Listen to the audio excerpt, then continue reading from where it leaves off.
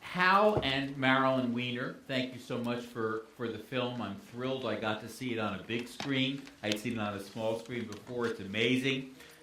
They have produced, written, and directed more than 225 documentaries, which has to be a typo. It's not possible. And they have won not only an Emmy, but 130 plus international awards. Mike Gunson has been working with the NASA Jet Propulsion Laboratory since about 1990, and is that right? A little earlier, unfortunately. Oh my. And is primarily responsible for the looking at CO2 on the Earth from the sky and figuring out what it is that we can learn from that vantage point. And Chris King, thank you so much for being with us. He is he is a retired brigadier general. He's the chief academic officer for the U.S. Army Command and General Staff College. He's the author, among other things, of International Environmental Security, a Strategic Military Perspective. That you are as perfect casting as we could want tonight. And thank you for your 32 years of service to the country. Please welcome our panel.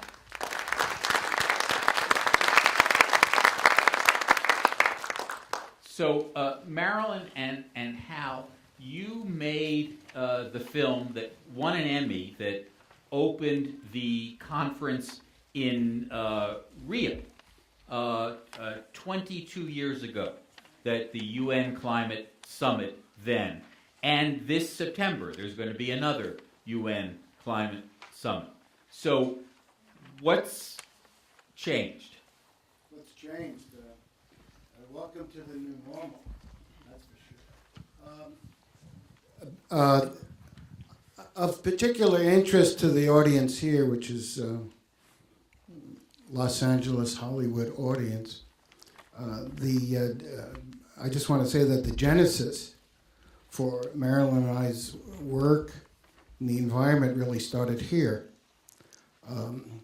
In 1991, we were just off a 5-year run of doing 3 feature films in 5 years. Pretty good run. The first feature film was pretty good. The second one was not as good as we had hoped, but much better than some of the critics had said, and not as good as some of the other critics. But it was okay, and the third film was lousy. And keeping with a tradition, I think, here in town, it was the third film that we made money on. But we also decided that we really wanted to get out of that business at that time. We went back to Washington, D.C. and decided to see if we can find something of more substance to do. We're political animals coming from the East Coast and whatnot. We're political animals out here, too. Yes, you are. And in any event, the UN discovered us and asked us to have a meeting in Switzerland. And thanks to the lousy movie, we were able to afford to go to Switzerland. And we did the opening film for the Rio conference, and that led to the series Journey to Planet Earth. So to go back to the question which you artfully ducked, and I'll ask Marilyn, what's changed since then? Well, we're 22 years older, for one thing. She may duck this one also. It hasn't. Unfortunately, it hasn't changed. If anything, things have gotten worse. So, and I think, but one thing that has changed is perhaps our reality, finally, of understanding what's going on around us, hopefully. So from that point of view, I think people are a little bit more tuned in, a little bit more aware. and I think smarter about what's going on, which I think is very, very helpful. What Marilyn is saying is code for politicians aren't going to bring this about. And it really is going to have to be grassroots work and people like folks here tonight that can bring the message in many different ways. We're big, obviously from the show, we're big champions of Greenpeace. And we were talking earlier this evening with somebody, I forget who it was, and we all remembered that during the Vietnam War we all marched, and during we were always marching, whether it be for women's rights or gay and lesbian rights or rights for women to control their bodies. There was grassroots people that went into the streets, and I think we need that. The other thing that what Hal didn't say is that when we left, I love this. yeah, right, in 1992 is we did always come back. I mean, we were always working out here, and we've always had this ambivalent love, hatred between Hollywood. We've always been developing things. We know what it's like to be in that development hell, both dramatic and non-dramatic. So we've never really completely left. So, Mike, you, over that same period of time, largely, have been looking at what we've been doing to the planet. That's right, and a great film, by the way. A great film. In that period, I think in my professional life, we've gone from climate change being something of an academic issue, even though those signs were quite measurable in terms of the change that was occurring. The past decade, as you highlight in the Arctic region, the polar regions were always known and forecast to be, as a metaphor, the canary in the coal mine. You would see the biggest changes there, and that's what we're seeing now. So in the past 10 years, we've gone to a very demonstrable impact of the fact we're engineering the planet. And maybe as they commented in the film, interestingly, I thought that the first thing as human beings we had at our control, which could impact the planet, were nuclear weapons on a global scale. And here we are, quite inexorably, re-engineering the planet. And what we really are at the face of it, it's not, I've said this in many forums actually, not just this one, but it's no longer a scientific result to say that the planet's in the midst of climate change. It is not new science. Svante Arrhenius, Augustus Arrhenius, the Swedish scientist, published the first paper, quite remarkably, in 1896, talking about this. And we're not going to change the projections dramatically by more fundamental research. What's needed is the message of the film. It is really about adaptation and about what technologies, what innovation we can bring to bear to respond to our own engineering experiment. And it's a very sad, fortunately for me, given that I have a day job that involves satellites, remote sensing. Satellite observations of the Arctic region are one of our prime resources to give a visualization to the sheer scale of the changes that are occurring in Arctic sea ice extent, the amount of ice that's melting in Greenland, the changes in ecosystems that are occurring in the northern tundra, drunken trees, etc. Just remarkable changes. I want to come back to adaptation, what we're doing and what we saw toward the end of the film. But Chris, let me ask you, here you are, you're in the Army. How is it that you ended up focusing on climate change? Well, I've got to split personality. I have three engineering. What's the other part? Engineering, and engineering. And I have a PhD in environmental engineering. I got a bachelor's in chemical engineering and immediately went into environmental studies and got a master's degree in environmental engineering before I came into the Army. A lot of the work I have done for the Army has been in environmental protection kinds of work. humanitarian operations, and preventive medicine kinds of things. So there has been that relationship all along. But when I started to teach at West Point, I found a way that the two came together. National security interests and environmental protection. And I started studying people such as Homer Dixon and Norman Myers, who were writing on environmental security at that time. And I want to read a quote to folks. What has changed? I think this really gets to it. Hence, national security is not just about fighting forces and weaponry. It relates to watersheds, croplands, forests, genetic resources, climate, and other factors that are rarely figure in the minds of military experts and political leaders, but increasingly deserve, in their collectivity, to rank alongside military approaches as crucial to national security. He wrote that in The Environmentalist in 1986. So in that sense, we haven't made much progress. But if you look at the national security strategy that was just published, it says straight up, climate change is real, it is severe, and is a threat to our national security. And we have to build on that. That's the Pentagon's. No, that's the President of the United States. Everything that you do in the military has to be based on the guidance that we receive from the civilian authority. The President, on a regular basis, publishes what's called the National Security Strategy. That's his direction to all the defense forces and the rest of the government, or what are the actions we should take for our national defense. During the global war on terrorism from 2001 through 2011, all the mention of climate change was out of the national security strategy.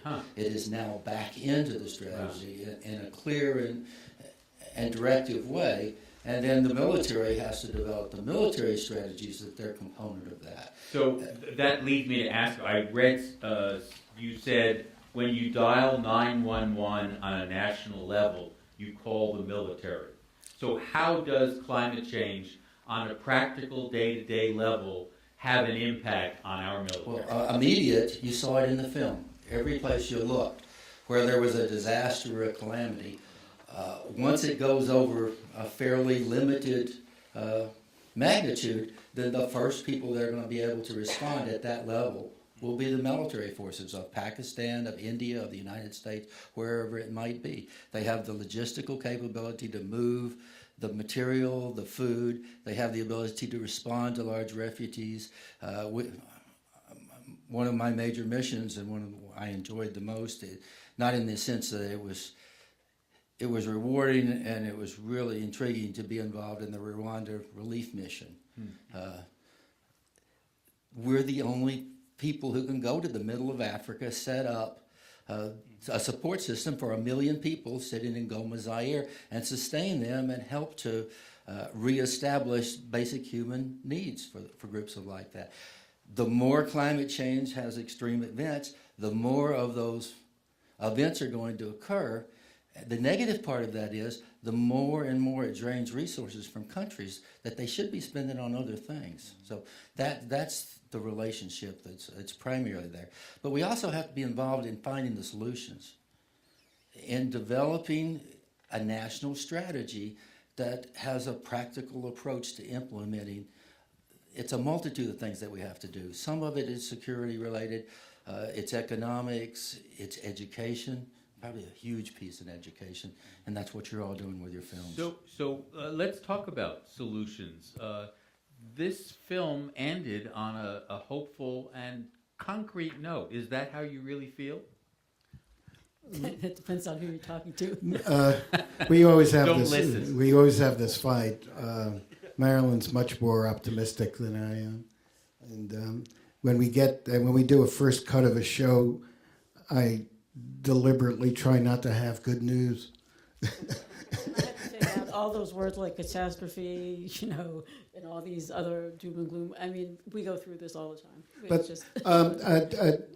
to follow on what the general said, the big buzzword in the Pentagon today is threat multiplier. And the big problem is if there is going to be one event, they can handle it. But in the future, climate change is going to bring about multiple events simultaneously, as we saw in the Russia-Pakistan Arab Spring sequence, which all happened in about, it was about a 6 to 8 month period of time, and it was a domino effect. But think about California. All right, you're going to have a forest fire. You're going to have a fire that's made much worse by climate change for a variety of reasons. But then you're going to have a second one and a third one and a fourth one. The pressures on the National Guard are enormous. And then all of a sudden we have a Cat 3 or 4 hurricane hits Houston and our oil reserves. And then at the same time, think about the glaciers in South America. They're melting.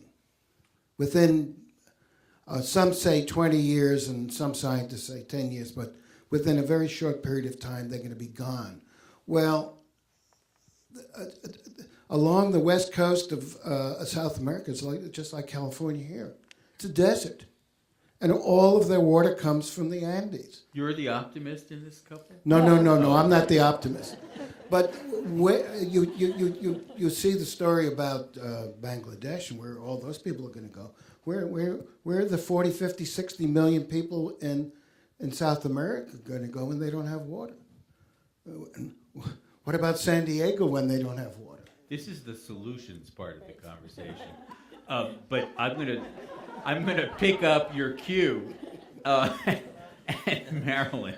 No, I think if you listen to one of the most interesting, for me, one of the best interviews that we did was with Jim Yong Kim, because he's taking the World Bank into a whole different direction, and he expresses, I think, the optimism that I feel, that think of what you can do with the amount of money that can be saved if we invest now. It's that old saying, pay me now or pay me later.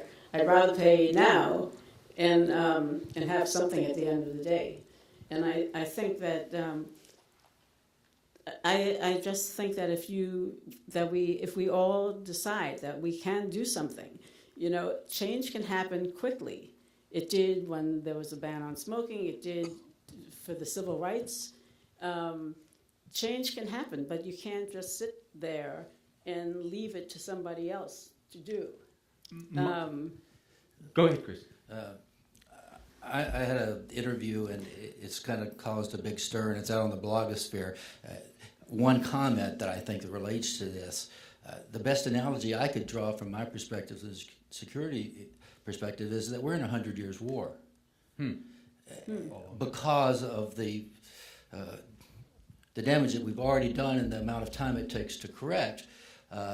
And from a security standpoint, those are the ones you can't win. So I'm a little bit pessimistic because I haven't seen the responses fast enough to start overcoming that. I think scientifically you can look at that. I wasn't going to make a scientific comment. I've probably shared this story in before, but last year I had the pleasure of working with a middle school teacher, Jill Grace.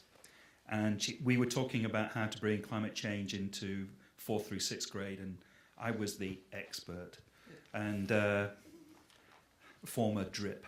And she took me aside, at the end of this, because it can be so depressing, you have to think of what are the pathways out of this that you can give to people. And she's a big beach lover, and she said every time she goes for a walk on the beach, she finds the litter horrible, but she always picks them up and takes it out. It's one small step at a time.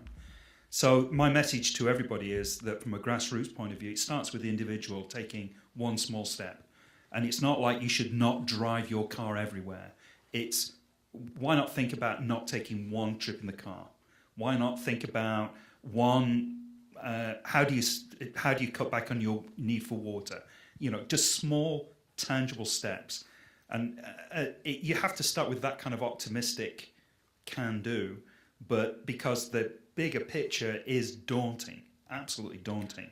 One of the challenges for the people here is an issue like climate change can seem remote, abstract, taking place over geologic time, and the stories that get told are usually based in people and conflict and what's emotion and what's going on right now. So other than yourselves, who are all terrific characters to be incorporated into scripts, can you tell us, and this is a jump ball for anyone, about someone you have met along the way who you found really amazing? Chris?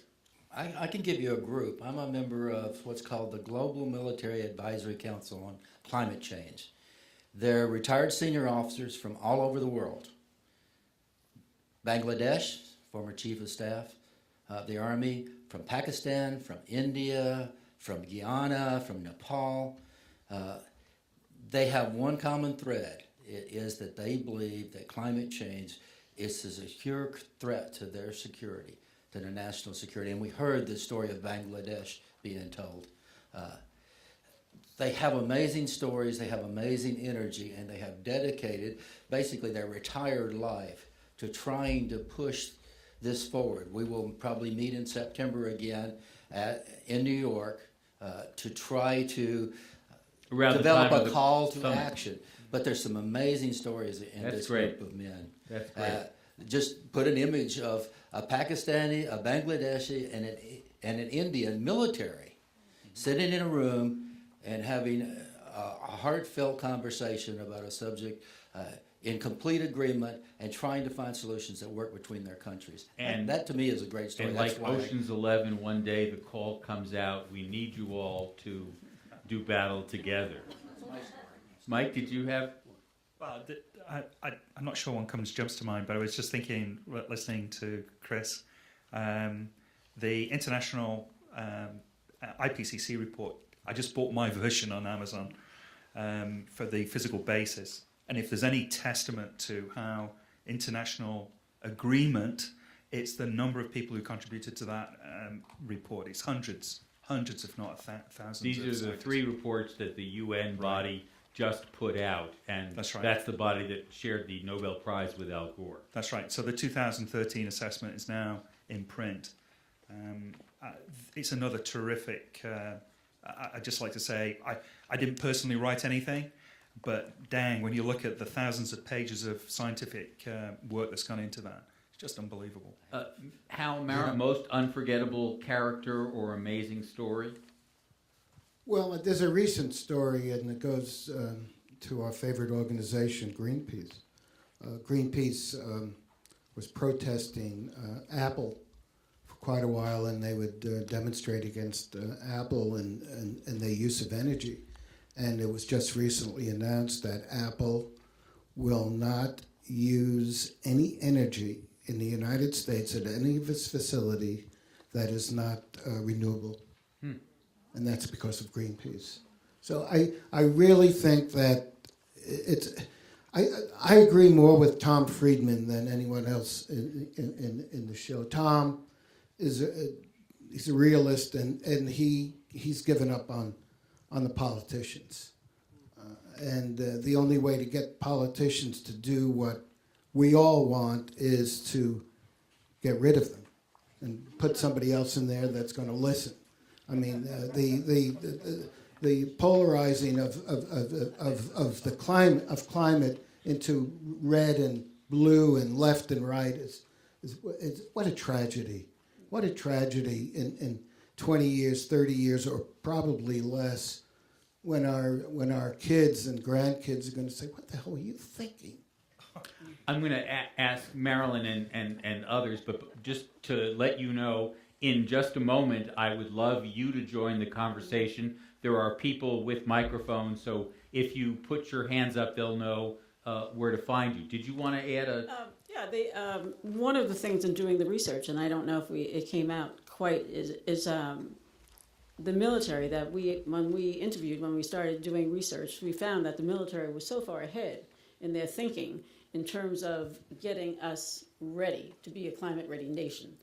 And the fact is that they were employing green technologies way ahead and saw the benefit of it in and I was surprised. I was just as surprised as anybody because to me, the military was the military.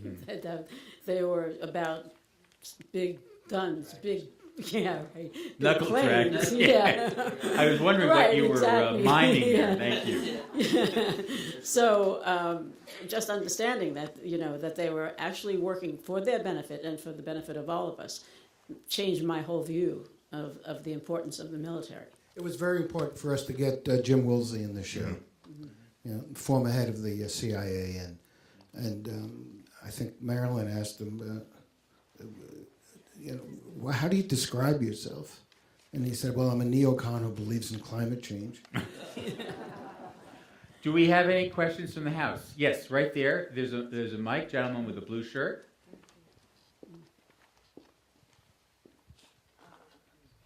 I seem to have the requisite blue shirt, judging from the film.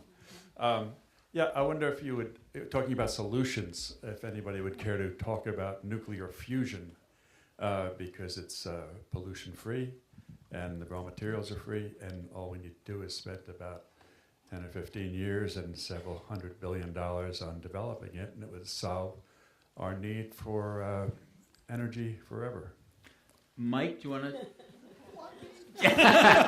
Thank you. So, I come from a laboratory. Yeah, I come from a laboratory. Yeah, I'm not a test tube baby either. So I agree with you that the future requires a portfolio of energy sources. There is no magic bullet out there at the moment anybody can come up with, and one of them is the continued development of possibilities of nuclear fusion. Of course, what's the great experiment up at Lawrence Livermore? The big Manhattan Project? Oh. No, the big flash. Where they got all the big lasers they're using too. The ignition facility. Thank you. Wow. I'm getting older or something. I don't know. The ignition facility is one such attempt to try and create the conditions for nuclear fusion. I personally believe, I know this is horrible, but I believe nuclear power has got to be considered as a component of the portfolio.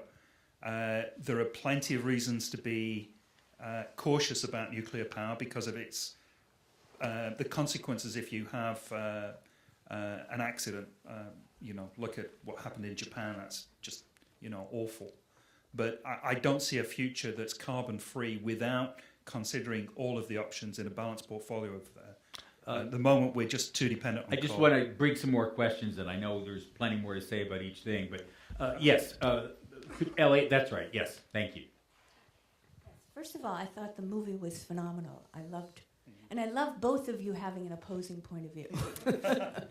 And based on that, the interesting comment that I had heard from Michael, I believe, was that the first report was in 1896 of climate change. And if that's the case, what did that have to do with carbon emissions? No, so the quick response on that, because I know I can go on too long, is that even the French mathematician Fourier, the Irish physicist John Tyndall, had all wondered about the greenhouse effect, effectively, about what kept the Earth warm. But it was Arrhenius who actually speculated on an important role of carbon dioxide in the atmosphere about climate, and did some tedious pencil and paper calculations that took like 2 years. Now we have them called climate models, and came up with the idea that it could a doubling of carbon dioxide would lead to something like a 1.5 to 4 degree centigrade change. That was in 1896, and quite frankly, that number range has been adjusted minutely with computer models. Questions on this side, anyone? Well, right in the center, yes. Thank you. I promise this is on topic. A movie came out this year called God's Not Dead that cost $2 million and has made $50 million in the box office. Heaven is for Real is going to cross easily the $50 million mark. So there is this giant audience for those types of movies. And I think if you create a Venn diagram of the audience for those movies and the audience for Fox News and the people who vote for politicians who are against climate change, or climate change deniers, you're going to see a giant crossover. There's going to be a really big section in the middle. And I was watching this movie, and I was getting super angry about how unchristian this attitude is about not caring about any of those people in the world who are being destroyed by this issue. But everyone in this room supports this movie. We love this movie. The people who are not in this room are the people who need to see this movie. So let me turn that into a question Yes. for Chris. You live in Kansas now, and you know Dorothy, there. we're not in Yeah, Kansas. that's my question. That's my question. I'm 45 miles from Westboro Baptist Church. And you have the point of view you have. You live there. What is it like for you in those conversations? Well, I'm going to be much more optimistic. The Interfaith Power and Light started in San Francisco, but it's non-denominational churches from all over the country. I speak regularly at those venues to very large crowds. It's still a minority in our region of the world. One of the best sessions I've had most recently, I was invited to be one of the guest speakers at the annual meeting of the Kansas Farmers Association. That's very, very conservative. There wasn't one contrarian in the whole room. You know why? Because they have to farm in that region, and they're out of water, and they're seeing changes in their ecosystem. They're just wanting somebody to help them understand why those changes are occurring. Their only comment was, you know, that was really informative, but you're scary. But my question is, are you making content for that audience, for the audience that wants to marry their faith to their politics to denying science? That's the challenge to the room. Can I say something on that very subject? I'm sorry, you've spoken. I love you, but we're going to move on to someone who hasn't. Gentleman on the aisle, yes. Yeah, that's a very interesting drift that the conversation is going into. And I don't know why I bring this up, but in my hometown there was Fort Vancouver, and they had this wonderful supply of water, and they built outhouses next to the well and wondered why things went wrong. And that type of ignorance, I was like, well, how could people be so stupid? And now I have to look at today and see how ignorance rules through politics and religion and through economic theory. And I'm wondering if this is a direction that you would like to go into through your television work. Am I just stirring the pot, or is there a direction that might open the door? I was really relieved to see that you noticed that there are. Chris has an answer for you. No, I just have shut up. a comment.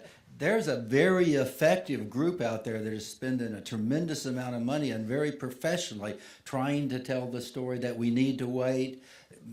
You know, I think they are giving up on it's not real, but we don't know enough. We need to wait. It's what we call in my business a delaying action. They're not expecting to win, but they're going to make it go as slow and financed by the fossil fuel industry. Yes, financed very, very well. So it's not just that. People are hearing that message more than they're being able to see this, in my view. Who has the two shortest questions? We're going to hear them both. Right over here, and then the other one, and then the panel will answer. Yes. Okay, so the question is kind of dialectical. Dialectical can't be okay, short. real quick, scientists. Are there scientists that are not paid by industry that have any evidence, any data against global warming? Do they have any quantitative evidence that's qualified? Okay, and another question, right here. Wait for the mic. Thank you. I mean, the whole argument seems to come down to the old story about the grasshopper and the ant. I mean, they're always putting short-term profits over long-term strategy. And the question is? The question is, what can be done about it in terms of, I mean, we see it now with Oklahoma wanting to charge people for using solar panels and renewable energy. And why can't there be some kind of concerted strategy among states which they feel the opposite, to lure business away from states that want to charge them for putting energy into the power grid, so that, because if business start moving away with jobs and then taking away the tax base, suddenly those government policies will change. Thank you. So either question. No. To that question, no. There are not such scientists. Yeah, if you go, we travel around the world and doing shows like this and giving talks like this. The United States. They're the smartest and best looking. Right? With by far, and the United States is by far the leading center of Ludditism in the world, and it's not. They're not. This is not a Luddite country. It's really, there's a psychosis that's been spread in this country that's beyond belief. You go to any place in the world, and number one, Greenpeace is heroes. The green movement is important to everybody. Everybody recognizes the problem of climate change. This country is just crazy. Wait, Marilyn will comment.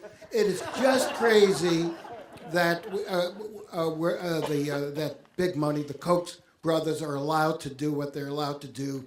We have a Supreme Court that does what it does, and it's so politicized it's beyond belief. And Marilyn, do you have to interrupt him, or you just start and? No.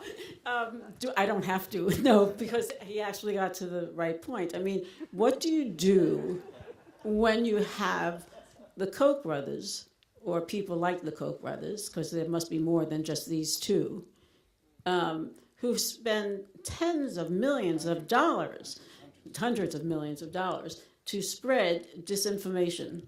How do you counter that? And that, frankly, I don't know. I don't have the answer to it. And an Australian who controls the media in this country. Think about that. Chris and Mike, I'm going to ask, just throw one last question to see if either of you or both want to talk to it. I was reminded by a recent New York Times story about this. There's a saying, what did future generations ever do for us?